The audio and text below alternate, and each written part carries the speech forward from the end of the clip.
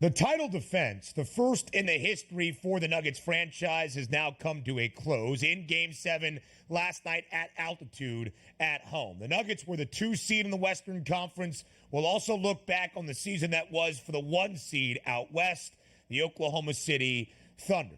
DRS, one of my best friends, is a longtime Nuggets fan. I texted him as the game was coming to a close last night. He knew that I was invested in Denver as well with a sorry, my friend. And he said to me, as long as Nikola Jokic remains in Denver, the Nuggets are going to have many more opportunities. And he is correct. So how do you look back on this season for Denver? The Western Conference favorites before the year got underway after winning the NBA title a season ago. Even entering Game 7, the Western Conference favorites among the teams that still were remaining. When you look back on this year for the Nugs, how will you sum it up?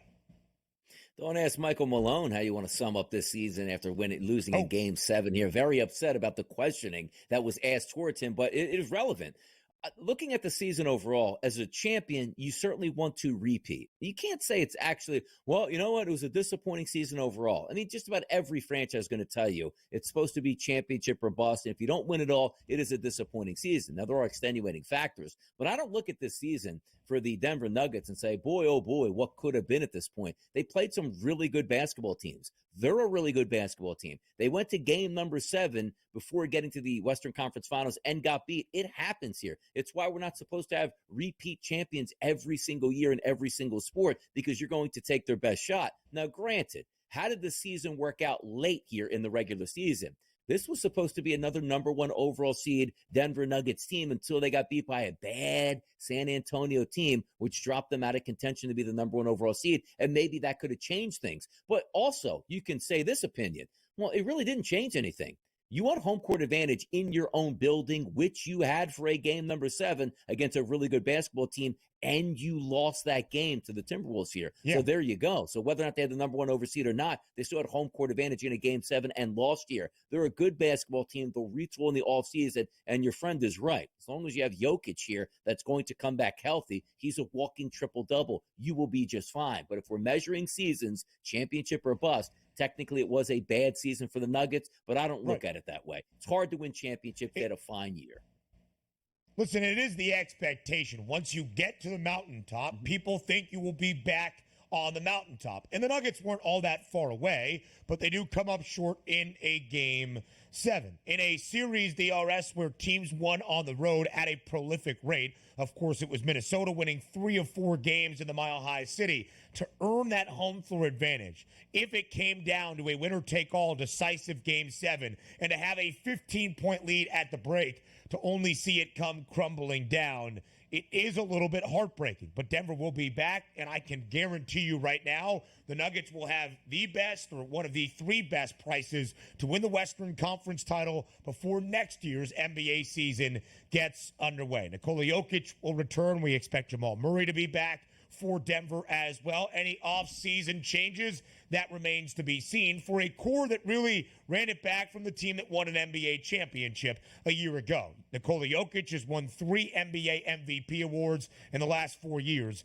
Denver will be fine, albeit coming up short in a disappointing way here in 2024's NBA postseason. Now, the Oklahoma City Thunder, slightly different story. Win total for OKC, 44.5. They sky over that number. They earn the number 1 overall seed in the Western Conference. Less than a $2 favorite to reach the playoffs before the year got underway. They got there to win the division, 6-1. They did that. A 34-1 number to be the number 1 seed in the West.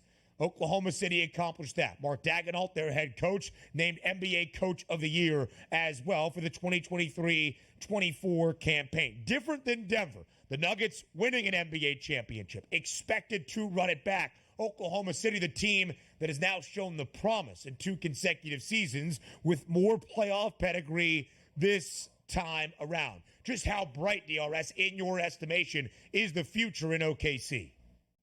Yeah, the future is really bright in OKC because the one thing that you can sort of lean back on is actually what OKC did in the previous years. You saw that James Harden team, Russell Westbrook team, and Kevin Durant team, and you sit back and say, how did they win at least one championship? We might be on the precipice of another run like that, but keeping all these talented young players in-house because you must look at the team that they have now with the depth and also try to incorporate what's on the horizon. So many draft picks here. You can flip them for extra veteran pieces. This isn't a team that's like, oh man, we were all in for one season. This is a young team that has multiple seasons still left to gel, and we sort of saw them take one of those, price points this year and say, I don't think they can get over the hump, but yet again, at the end of the regular season, they were the number one overall seed. I love the future of OKC. I love what they've done in the past to build this team. They played it exactly correct. Now, as we say, it's time to land the plane and add another superstar to that roster and watch out.